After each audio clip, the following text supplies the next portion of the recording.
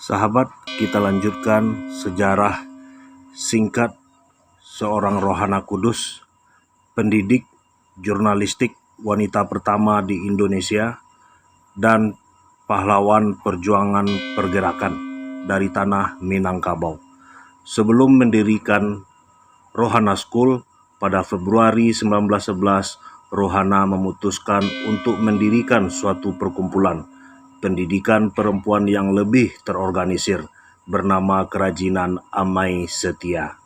Sekolah ini mendapat pengakuan resmi dari pemerintah Hindia Belanda pada 1915 dan menjadi pusat pengrajin untuk bekerjasama dengan pemerintah Belanda dalam penjualan karya mereka di kota-kota besar dan luar negeri. Itu adalah satu-satunya produsen kerajinan yang memenuhi standar pembelian internasional.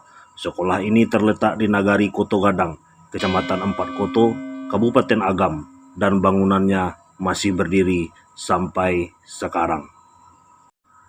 Setelah menghadapi persoalan hukum dari mantan muridnya di perkumpulan Amai Setia, Rohana memutuskan pindah ke Bukit Tinggi dan mendirikan Rohana School. Rohana mengelola sekolahnya sendiri tanpa minta bantuan siapapun untuk menghindari permasalahan yang tak diinginkan terulang kembali. Rohana School sangat terkenal, muridnya banyak, tidak hanya dari Bukit Tinggi, tetapi juga dari daerah lain. Hal ini disebabkan Rohana sudah cukup populer dengan hasil karyanya yang bermutu dan juga jabatannya sebagai pemimpin redaksi Sunting Melayu membuat eksistensinya tidak diragukan. Tak puas dengan ilmunya, di Bukit Tinggi Rohana memperkaya keterampilannya dengan belajar membordir pada orang Cina dengan menggunakan mesin jahit Singer. Karena jiwa bisnisnya juga kuat, selain belajar membordir, Rohana juga menjadi agen mesin jahit untuk murid-murid di sekolahnya sendiri. Rohana adalah perempuan pertama di Bukit Tinggi yang menjadi agen mesin jahit Singer yang sebelumnya hanya dikuasai orang Tionghoa. Dengan kepandaian dan kepopulerannya, Rohana mendapat tawaran mengajar di sekolah Dharma Putra. Semua guru di sini adalah lulusan sekolah guru, kecuali Rohana yang tidak pernah menempuh pendidikan formal. Namun, Rohana tidak hanya pintar mengajar menjahit dan menyulam, melainkan juga mengajar mata pelajaran agama, budi pekerti, bahasa Belanda, politik, sastra, dan teknik menulis jurnalistik. Rohana menghabiskan waktu sepanjang hidupnya dengan belajar dan mengajar, mengubah paradigma dan pandangan masyarakat Koto Gadang terhadap pendidikan untuk kaum perempuan yang menuding perempuan tidak perlu menandingi laki-laki dengan bersekolah segala. Namun dengan bijak Rohana menjelaskan, perputaran zaman tidak akan pernah membuat perempuan menyamai laki-laki. Perempuan tetaplah perempuan dengan segala kemampuan dan kewajibannya.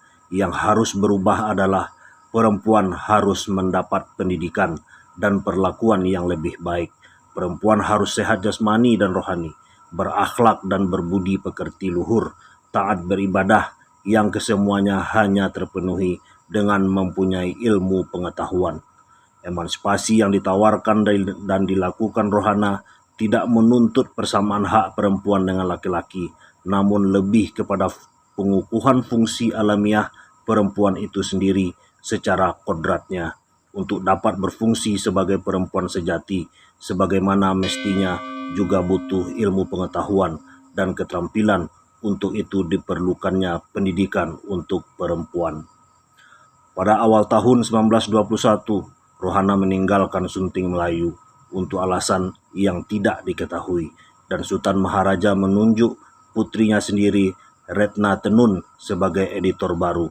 Namun, Sunting Melayu tidak bertahan lama setelah itu, dan ternyata terbitan akhirnya pada Januari 1921 bersama dengan surat kabar Sultan Maharaja lainnya, Utusan Melayu. Selanjutnya, di episode berikutnya, pergerakan seorang Rohana Kudus di dalam perjuangannya melawan penjajahan Belanda.